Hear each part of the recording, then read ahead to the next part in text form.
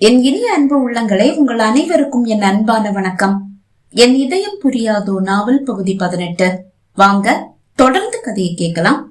ஈஸ்வரின் அணைப்பில் அவன் மார்பில் ஏதோ சிந்தனையோடு படுத்திருந்த சுடர்விழி, உங்களுக்கு உங்க அப்பா அம்மான்னா ரொம்ப பிடிக்குமா என்று கேட்டாள்.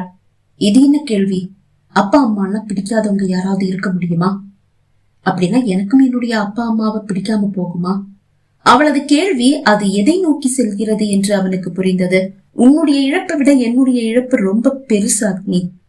ஒரே நேரத்துல அப்பா அம்மா அக்கா தாத்தா பாட்டி அத்தைன்னு எனக்கு ரொம்ப ரொம்ப பிடிச்ச எல்லாரையும் இழந்திருக்கேன். அதுக்கு காரணமானவனை இப்பவும் தேடி அலைஞ்சிட்டு இருக்கேன். அவனை அழிக்க உங்க மனசை துடிக்கும் போது பிளீஸ் அக்னி, எங்க அப்பா ரொம்ப நேர்மையான ஒரு அதிகாரி. எங்க அப்பா கூட அப்படிதான் ஈஸ்வர். அப்படி எப்படி அக்னி? அவரு தப்பு பண்ணதா சொல்லி எங்க அப்பா அவரை அரெஸ்ட் பண்ணி ஜெயில தள்ளினாரு. உங்க அப்பா பத்தி உங்களுக்கு தெரியும்னா எங்க அப்பா பத்தி எனக்கும் ரொம்ப நல்லாவே தெரியும். அவரு ரொம்ப நேர்மையான ஒரு அதிகாரி தான். இதுக்கிடையில எங்கேயோ ஏதோ தப்பு நடந்திருக்கு. அது எங்க அம்மாவையும் சேர்த்து ஜெயில தள்ளி இருக்காங்க. அங்கேயே அடிச்சு 2 பேரையும் கொலையும் பண்ணிருக்காங்க. அக்னி, இது எதுக்கும் எங்க அப்பா காரணம் கிடையாது. உங்க அப்பாவையும் அம்மாவையும் கைது பண்ணது வேணும்னா எங்க அப்பாவா இருக்கலாம். ஆனா அவங்க கொலைக்கும் எங்க அப்பாவுக்கும் எந்த சம்பந்தமும் கிடையாது. அப்படியே இருந்தா கூட எந்த தப்பும் செய்யாத என்னுடைய அப்பா அம்மாவை கைது பண்ணி சிறையில் அடைச்சது உங்க அப்பா தானே. அப்படின்னா நடந்த எல்லா தப்புக்கும் உங்க அப்பா தானே மூல காரணம். அக்னி பிளீஸ், தேவையில்லாத விஷயத்த பேசி நாம 2 பேரும் சண்டை போட்டுக்க வேண்டாம். அப்படின்னா எனக்கு ஏற்பட்ட பாதிப்ப நீங்க ஒரு பொருட்டாவே எடுத்துக்கலையா? நான் அப்படி சொல்லல. இதுக்கு இடையில எங்கேயோ உண்மைகள் மறைஞ்சு கிடக்கு. உண்மைகளை அதிக நாள் யாராலையும் மறைச்சு வைக்க முடியாது. ஒரு நாள் இல்ல ஒரு நாள் அது கண்டிப்பா வெளியே வரதான் போகுது. அப்ப உண்மை எது பொய் எதுன்னு உனக்கும் புரியும். இப்ப என்னுடைய ஒரு சந்தேகத்துக்கு பதில் கிடைக்கணும். அத நீதான் சொல்லணும். என்ன, உனக்கு என்னுடைய அத்தை ஐ மீன் பாரிஜாதத்தோட அம்மாவை தெரியுமா? பாரிஜாதத்தை தான் தெரியும். அவங்க அம்மாவை எனக்கு தெரியாது. உண்மையாவா? ஆமா. ஏன் கேக்குறீங்க? அத்தையோட இறுதி நிமிடங்கள் அது என்னுடைய மடியில தான் இருந்தது. உனக்கு ஏத்த பொண்ணு அக்னி தான்னு அவங்க சொன்னாங்க. அது எனக்கு ரொம்ப ஆச்சரியமா இருந்தது. அப்படியா? இத கேட்கும் போது எனக்கு கூட ஆச்சரியமா தான் இருக்கு. எனக்கு உங்க அத்தையை தெரியாது. சரி, அதை விடு. கஜா இடத்துல இருந்து உன்னை மட்டும் யாரோ வந்து தனியா கூட்டிட்டு போனாங்கல்ல, அது யாரு? எதுக்காக உன்னை மட்டும் தனியா கூட்டிட்டு போனாங்க? ஈஸ்வர், அந்த நிகழ்வு எதுவும் என்னுடைய நினைவுக்குள்ள வரவே மாட்டேங்குது. ஏதோ நிழல் மாதிரி கொஞ்சம் கொஞ்சம் வருது. மத்தபடி கிளியரான ஒரு பிக்சர் எனக்கு கிடைக்கவே மாட்டேங்குது. அதனால நீங்க இப்ப கேக்குற இந்த கேள்விகளுக்கு எனக்கு சரியான பதில் தெரியல, சொல்லவும் முடியாது. அவன் சந்தேக பார்வை சுடர்விழியை ஊடுருவி செல்ல அவனை எதிர்கொள்ள முடியாதவள் விழிகளை வேறு எங்கோ திருப்பிக் கொள்ள, அக்னி, உன்கிட்ட ஒரு விஷயம் கேட்டா நீ உண்மையை சொல்லுவியா? என்ன? இப்ப நீ எடுத்து வச்சிருக்கிற அந்த அடி இருக்கே, அது ஆபத்தானது. அது உனக்கும் தெரியும். ஆனாலும் எடுத்து வச்சிருக்க. ஆபத்துன்னு தெரிஞ்சும் நீ ஒரு அடி எடுத்து வச்சேன்னா அது எனக்காக மட்டும்தானே என்னுடைய மனசு சொல்லுது. அது அப்படிதானே? கண்டிப்பா இல்ல, சட்டென்று மறுத்தவள் அவன் முகத்தை பாராது கூற, என்னுடைய கண்ணை பார்த்து சொல்லு என்று அவன் கூற, அப்படியெல்லாம் எதுவும் இல்ல என்று அவன் விழிகளை பார்த்து கூறும்போது அவள் விழிகள் தடுமாறியது. அக்னி, நீ போய் சொல்ற. நீ எதையும் என்கிட்ட இருந்து மறைக்கிற. என்னது? எதுவும் இல்லை ஈஸ்வர், பொய். நீ ஏதோ ஆபத்தை தேடி பயணிக்கிற மாதிரி எனக்கு தோணுது. பிளீஸ் அக்னி, எதுவா இருந்தாலும் என்கிட்ட மறைக்காம சொல்லு. 2 பேரும் சேர்ந்தே பிரச்சனையை முடிச்சு வைக்கலாம். பிரச்சனையே உங்க அப்பா தானே. என்னுடைய மனசு உங்களை விருப்புறதால உங்க அப்பா செஞ்ச தப்பு இல்லாம ஆகாது. அவரை என்னால மன்னிக்கவும் முடியாது. திரும்ப திரும்ப செத்தவன் ஜாதகத்தை பார்க்காத அக்னி. உயிரோட இருக்கிற என்ன பத்தி யோசி. நான் கேக்குற கேள்விகளுக்கு பதில சொல்லு. நீங்க கேட்ட கேள்விக்குதான் நானும் பதில சொல்லிட்டு இருக்கேன்.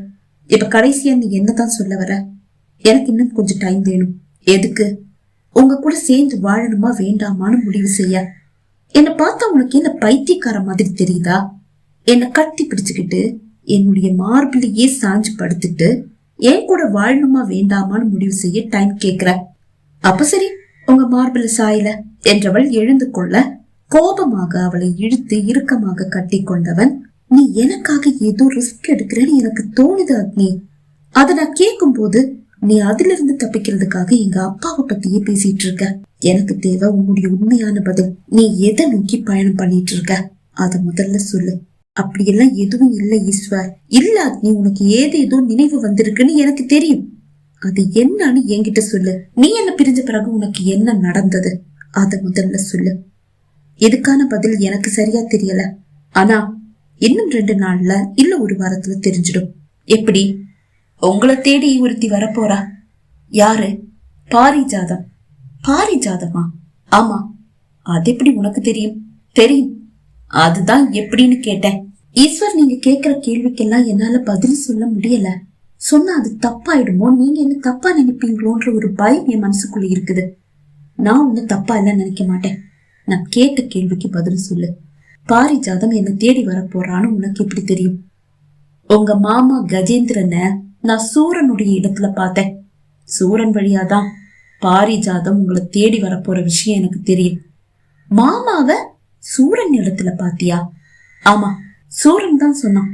அவரை கஜான்னு கூப்பிடுவாங்களாம். கஜாவா? ஆமா. ஈஸ்வருக்கு புரிந்தது பாதி புரியாதது பாதியாக இருக்க, அப்படின்னா என்னுடைய மாமா தான் கஜான்னு சொல்லுறியா? ஏனோ ஈஸ்வருக்கு கோபம் தலைக்கேறியது. பாத்தீங்களா, எனக்கு தெரிஞ்ச விஷயத்த நான் சொன்னா உங்களுக்கு கோபம் வருது. அப்படி இருக்கும்போது நீங்க எதுக்காக உண்மையை சொல்லுன்னு சொல்லி என்கிட்ட கேக்குறீங்க? தெரிஞ்ச உண்மையை தானே நான் உங்ககிட்ட சொல்றேன். அப்படி நீ வேற யாரையோ பார்த்துட்டு என்னுடைய மாமான்னு சொல்லிட்டு இருக்க. ஆமா, உனக்கு என்னுடைய மாமாவை எப்படி தெரியும்? கஜா இடத்துல பாத்திருக்க. புரியல. கஜாவுடைய இடத்துல இருந்து என்ன அடிச்சு இழுத்துட்டு போனது உங்க மாமா கஜேந்திரன் தான். என்ன உளறிட்டு இருக்க? அது என்னுடைய மாமான்னு உனக்கு எப்படி தெரியும்? பாரிஜாதம் உங்க அத்தை பொண்ணு தானே? ஆமா. அவளுக்கு ஒரே ஒரு அப்பா தானே? அக்னி, ஈஸ்வர் கத்த. அவ அந்த கஜேந்திரனை அப்பான்னு தான் கூப்பிட்டா ஈஸ்வர். அதனாலதான் கேட்டேன். எனக்கு எதுவும் புரிய மாட்டேங்குது. எனக்கும் எல்லா நினைவும் வரல ஈஸ்வர்.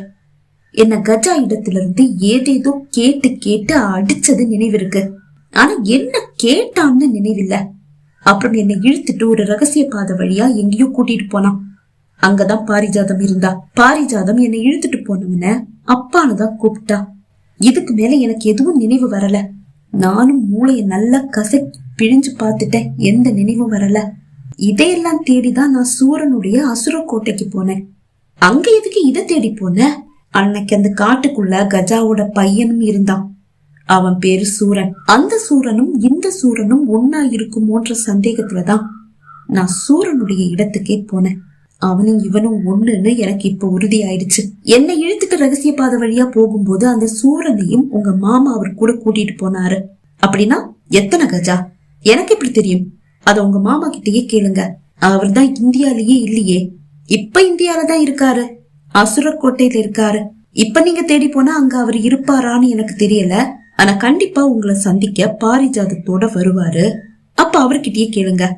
அக்னி, எங்க அப்பா மேல இருக்கிற கோபத்துல வேணும்னே எனக்கும் என்னுடைய மாமாவுக்கும் சண்டையை இழுத்து விட்டு என்னையும் மாமாவையும் பாரிஜாதத்தையும் அழிக்க சூரனோட சேர்ந்து நீ ஏதாவது திட்டம் போட்டு வச்சிருக்கியா? அவனது அந்த கேள்வி சுடர்விழியின் இதயத்தில் அம்பாக பாய்ந்தது. அவள் விழிகள் பனித்தன.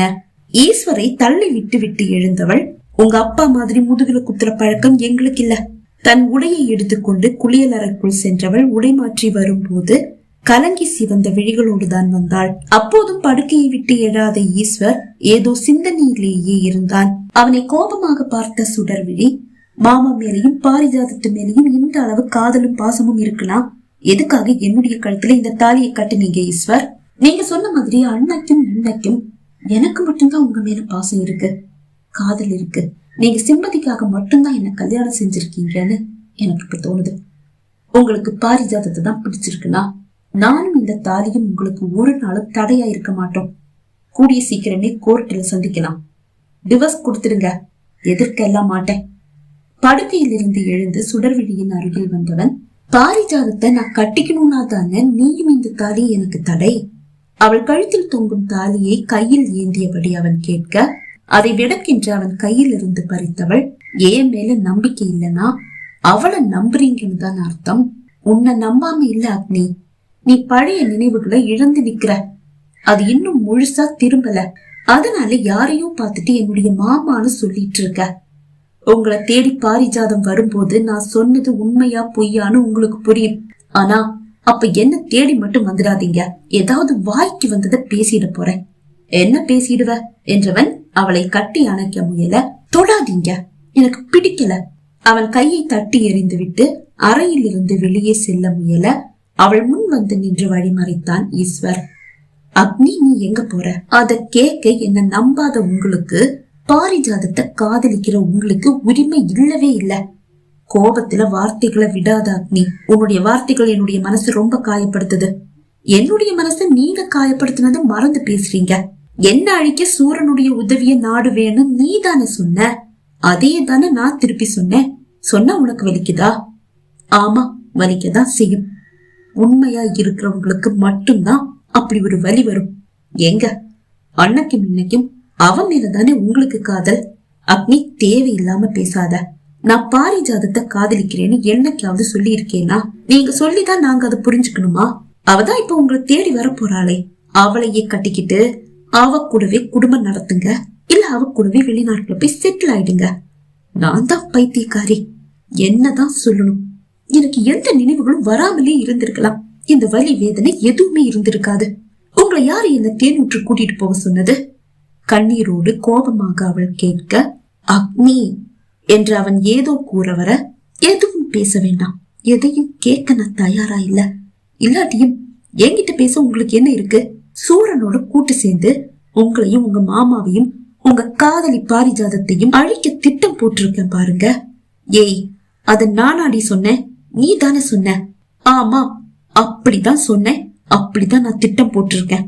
முடிஞ்சா உங்களை காப்பாத்திக்கங்க. குட் பை என்று கூறியவள் அவனை தாண்டி செல்ல, மார்புக்கு குறுகே கைகளை கட்டியபடி கோபமாக அவளையே பார்த்தபடி நின்றானே தவிர அவளை தடுக்கவில்லை. அதற்கும் அவதான் தேடி வராளே, அப்புறம் நான் எதுக்கு? கையை கட்டி நின்னு வேடிக்கை தானே பாப்பாரு. முணுமுணுத்தவள் வீட்டை விட்டு வெளியே சென்று விட்டாள். 2 நாட்கள் ஓடிவிட்டது. ஈஸ்வர் அழைப்பான் என்று எதிர்பார்த்து காத்திருந்த சுடர்விழிக்கு ஏமாற்றம். ஆனாலும் ஈஸ்வருக்கு எதிராக நகர்த்தப்படும் காய்களை தன் அப்பா உதவியோடு ரகசியமாக கண்காணித்துக் கொண்டிருந்தவளுக்கு ஒரு பேரதிர்ச்சி. ஈஸ்வரை ஒரே அடியாக சிறைக்குள் தள்ளி அவன் மொத்த சக்தியையும் முடக்கி போட ஒரு பெரிய சதி நடந்தேறிக் கொண்டிருந்தது. மிகவும் ஆபத்தான போதைப் பொருட்களில் சிலவற்றை ஈஸ்வரின் ஆட்கள் 1-2 பேரின் உதவியோடு அவனது இடத்தில் மறைத்து வைத்துவிட்டு அவனை கைது செய்ய சூரனுக்கு ஆதரவாக இருக்கும் ஒரு உயர்ந்த போலீஸ் அதிகாரி ஈஸ்வரின் வீட்டிற்கு புறப்பட்டிருக்கிறார். என்ன செய்வது என்று அறியாது திகைத்த சுடர்விழி அவளது அப்பா ஆட்டோவில் ஈஸ்வரின் வீட்டிற்கு விரைந்தாள். பகுதி 18 நிறைவடைந்தது.